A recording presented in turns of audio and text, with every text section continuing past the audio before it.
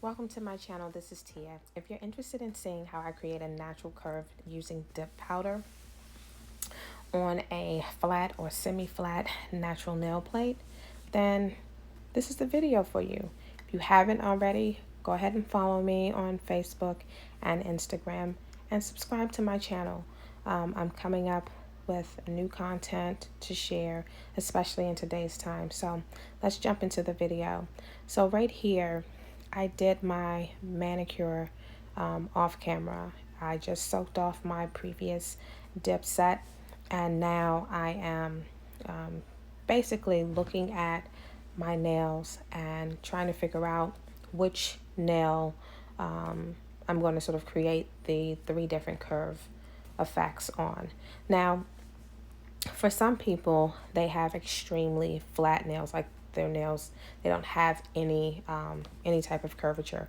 I, however, have some curve, but it's not the extreme curve that I like. So I'm going to show you how to enhance your nail using 3 different fingers. I'm going to be using my pinky, my ring finger, and the middle finger. Now, before I apply any of my bonding agents, I always like to wipe off my hands and my nails with alcohol. I find that this step rather allows the bonding agent to adhere better. So this is something that I'm going to do throughout both hands. And again, I just like to wipe this my hands down with alcohol.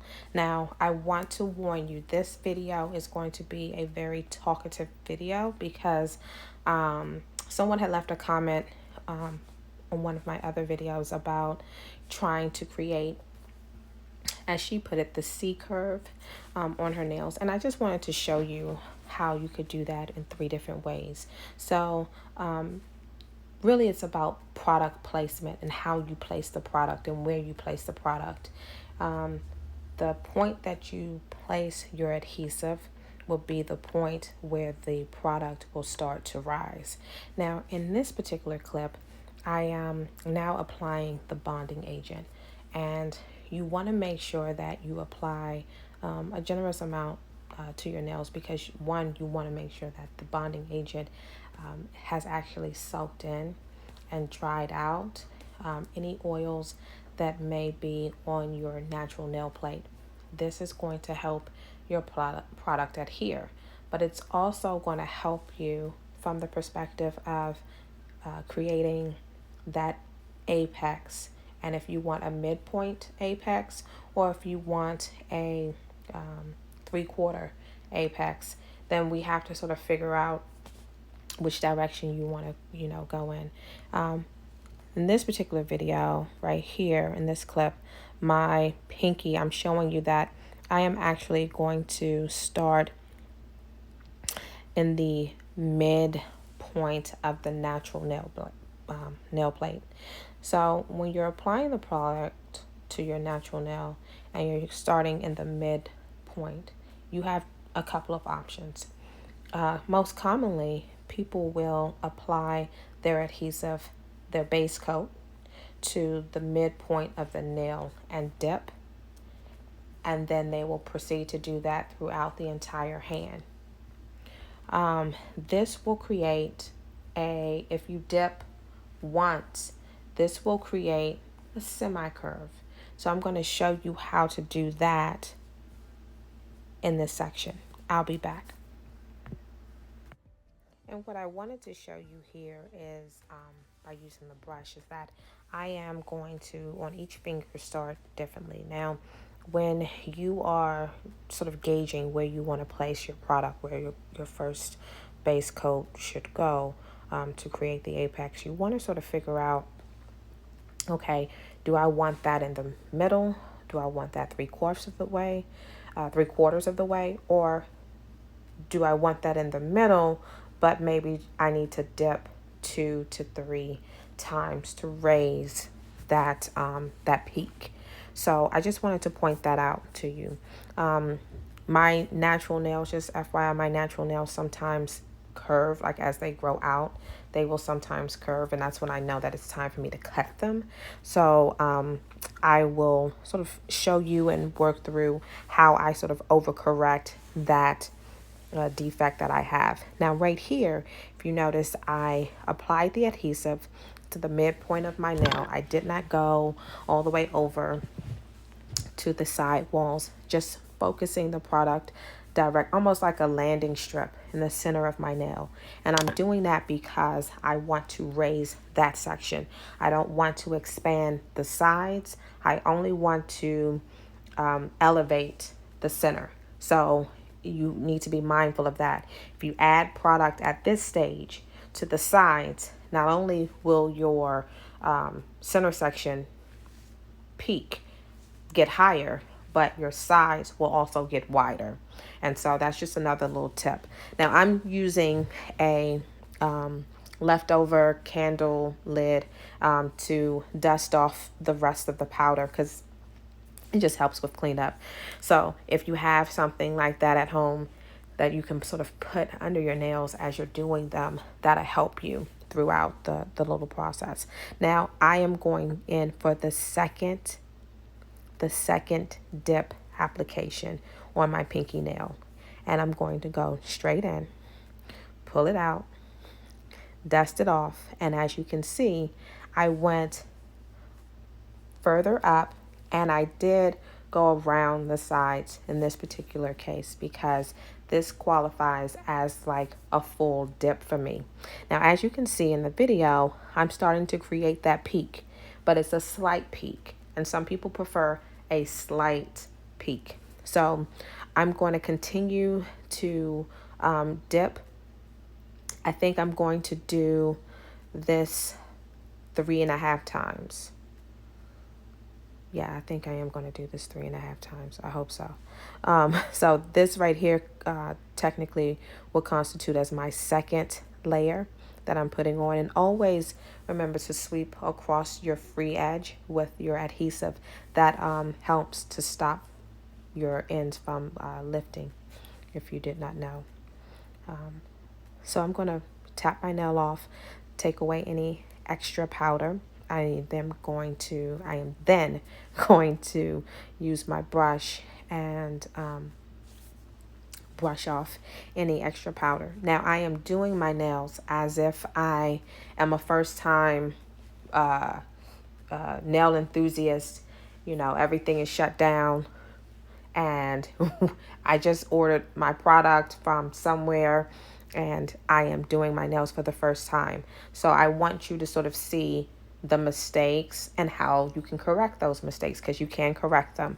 Okay, now here you can see the curve is starting to form. The curve is definitely starting to form, and in addition to the curve forming, at this point you can sort of decide, is this thick enough for me? Do I need to add more product? So on and so forth.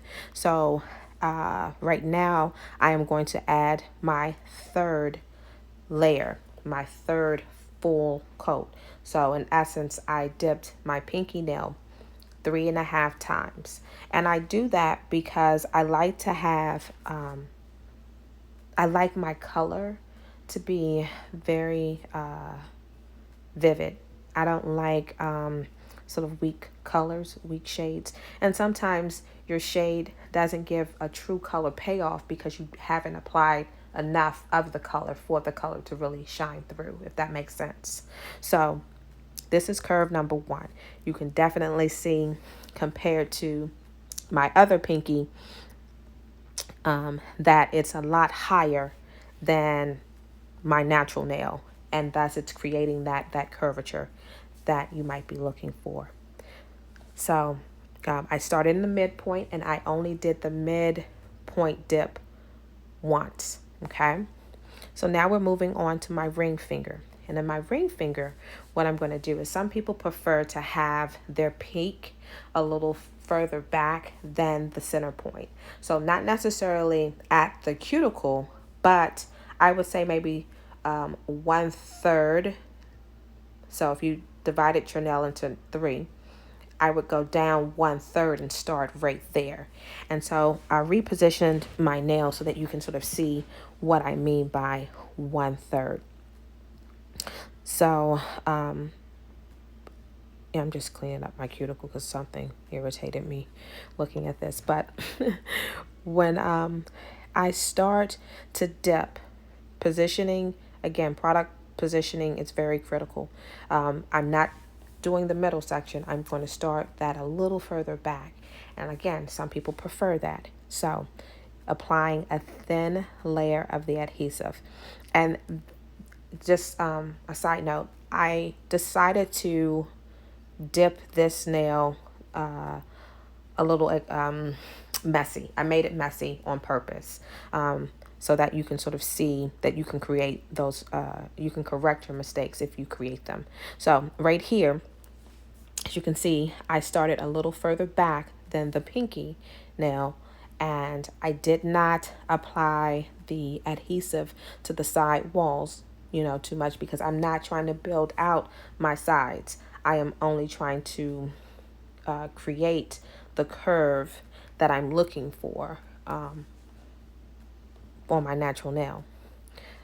Unlike the first nail, the first curve, I am going to apply a second layer of adhesive. I'm getting tongue-tied. A second layer of adhesive to the 3/4 dip. And I'm going to resubmerge my finger into the powder, tapping off any of the excess, tapping all of that off.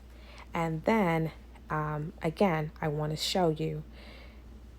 Here you can see that the form is starting to take shape. So I did 2 3/4 dips to sort of start the product placement, and from the point that there is no product to the point that you see product, that will be the surface that will sort of act as a landing strip, or a ramp, if you will. Let's use ramp. It'll act as a ramp. So you know how like you go up a ramp, it may start out flat, and then as you start to make your incline, you will see the peak. So that section of my nail that has no product is the ramp leading up to the peak. Okay, so now I'm going to apply the adhesive to the entire nail, and I'm purposely getting the product around and on my side walls. I'm actually doing it from the lens of the phone camera. Okay, but what I want to show you here is I want to show you how the nail is starting to take curve. But if you notice, the curve is further back. It's not in the center, but it's further back, and this is just preference. Some people prefer to have their peak off-centered. So I wanted to show you how to create that if you're interested. Okay, so I'm going to keep dipping, and I'll be back.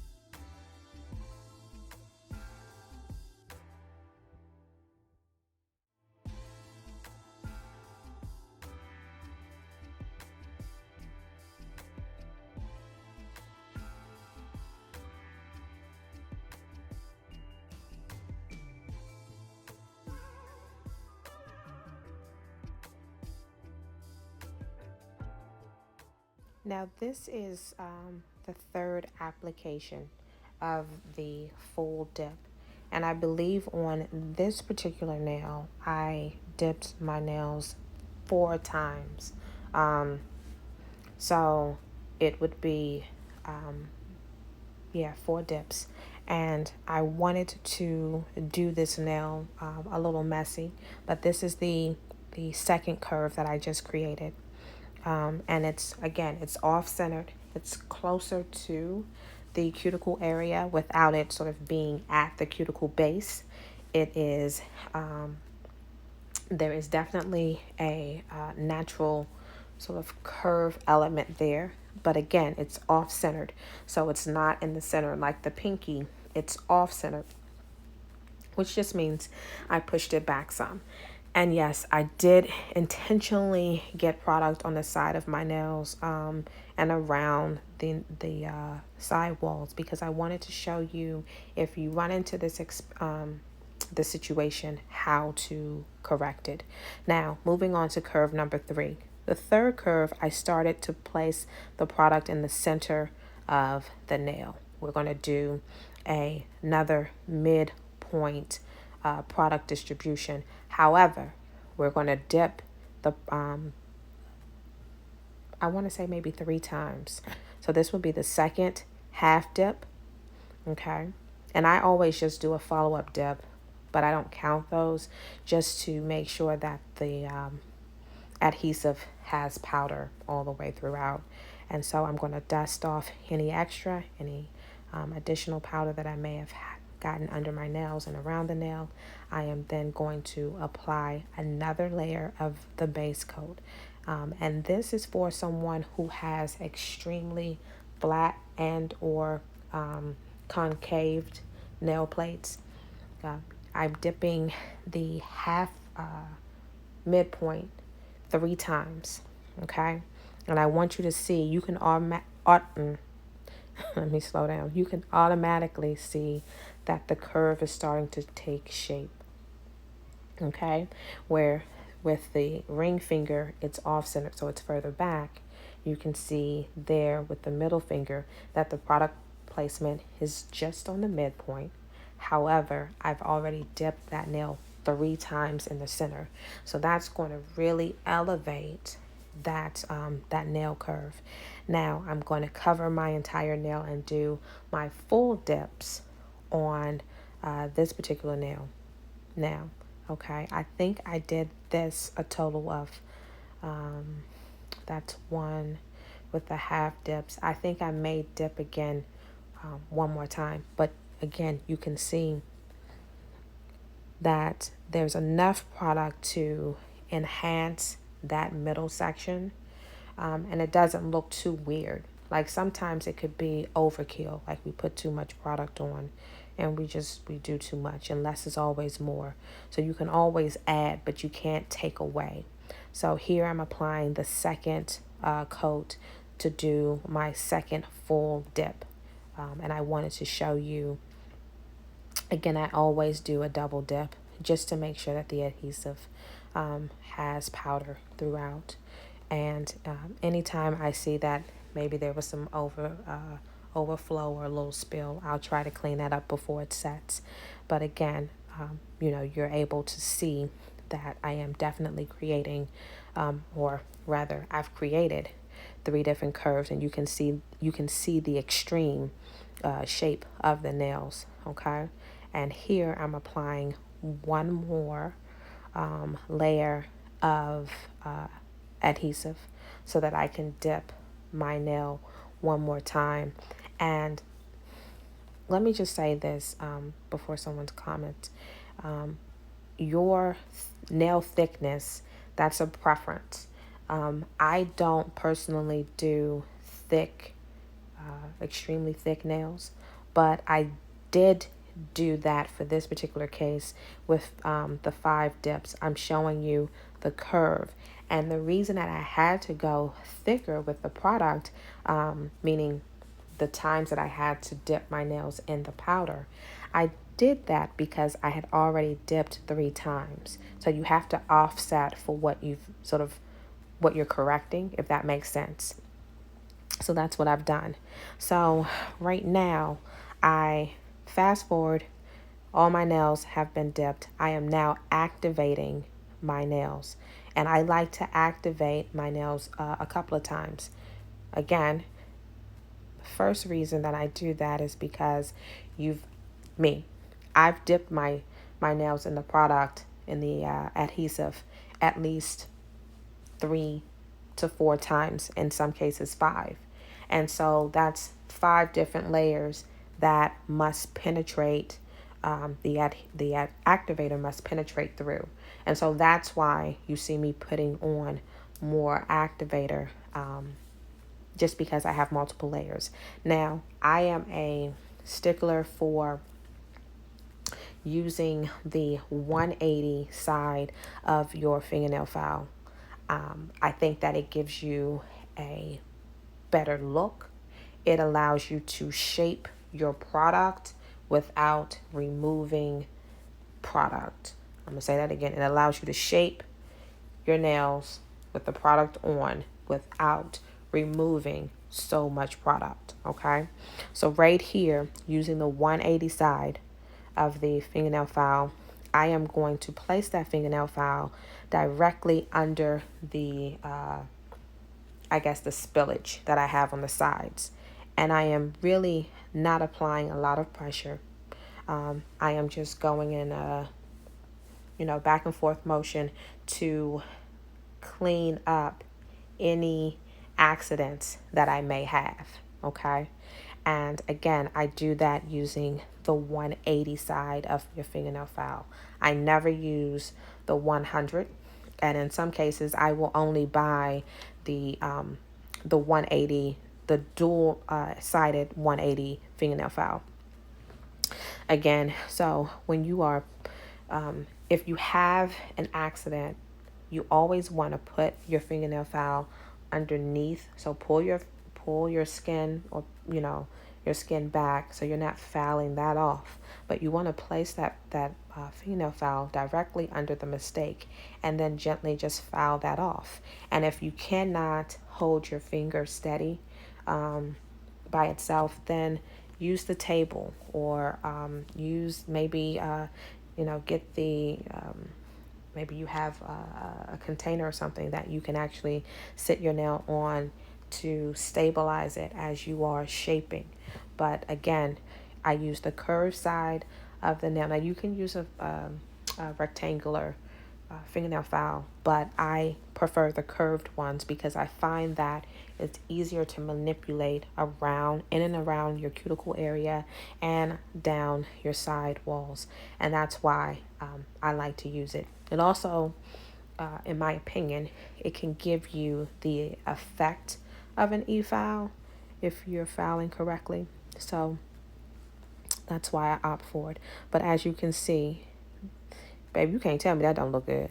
Okay, I just shaped up everything. I have the natural curve showing through, peeking through, and and that was just filing. Okay, that's just filing your side walls and shaping your nail around, in and around your cuticle. If you notice, I did not go over top of the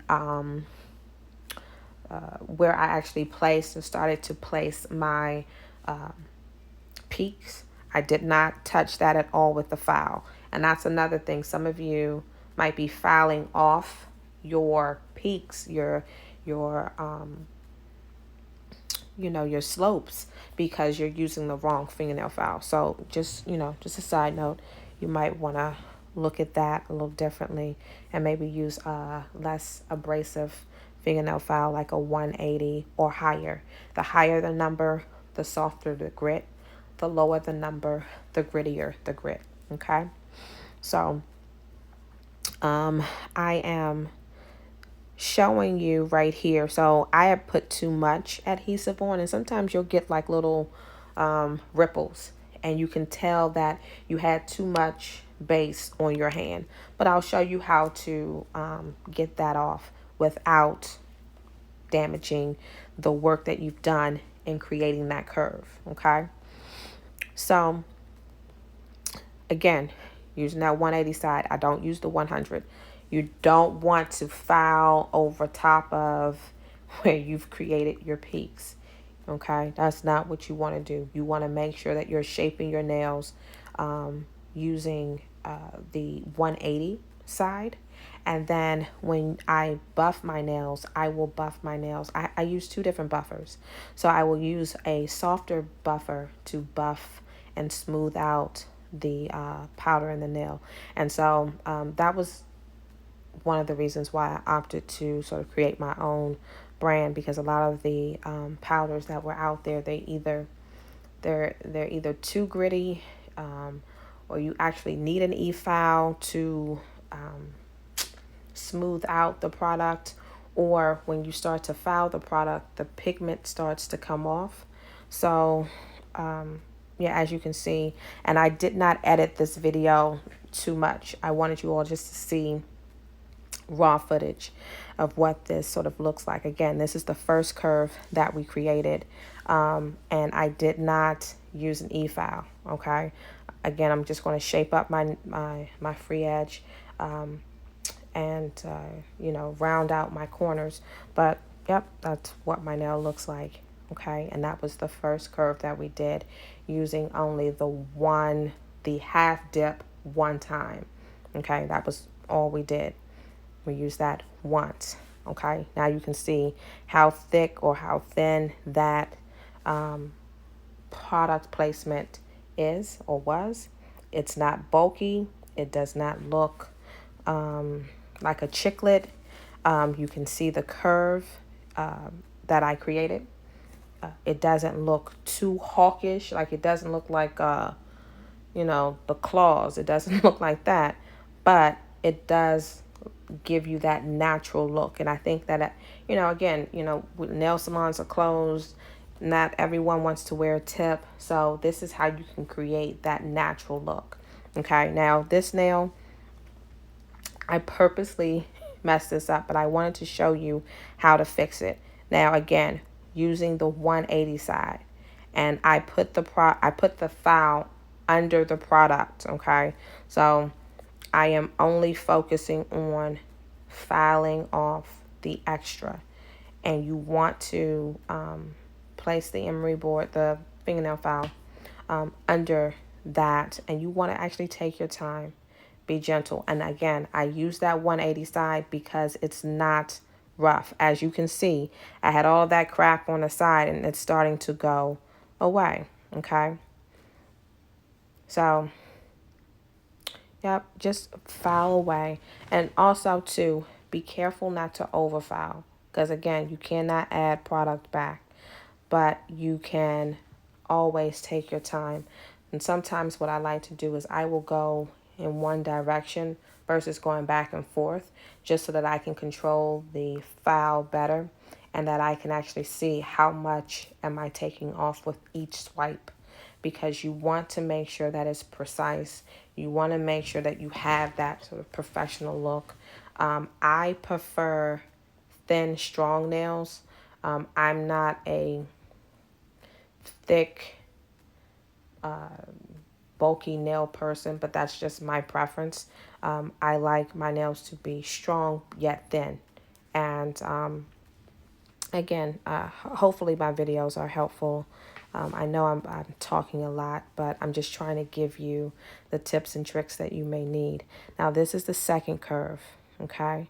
I haven't finished shaping it and everything, but I wanted you to know that this is the second one, and it's coming to life, okay? So I'm going to keep filing and shaping. Now, what I like to do, again, I like to put the fingernail file under the nail, because I find that when you shape it underneath, you can really get a lot of the overflow or the spillage that you may have until you get, you know, comfortable doing your nails at home. Okay, but as you can see, that is very much so cleaned up on that side. So now I need to switch and go to the opposite side, but I need to shape that differently. Again, going single strokes, because I'm trying to control how much I take off, okay, as you're seeing here. I'm then going to start to work around the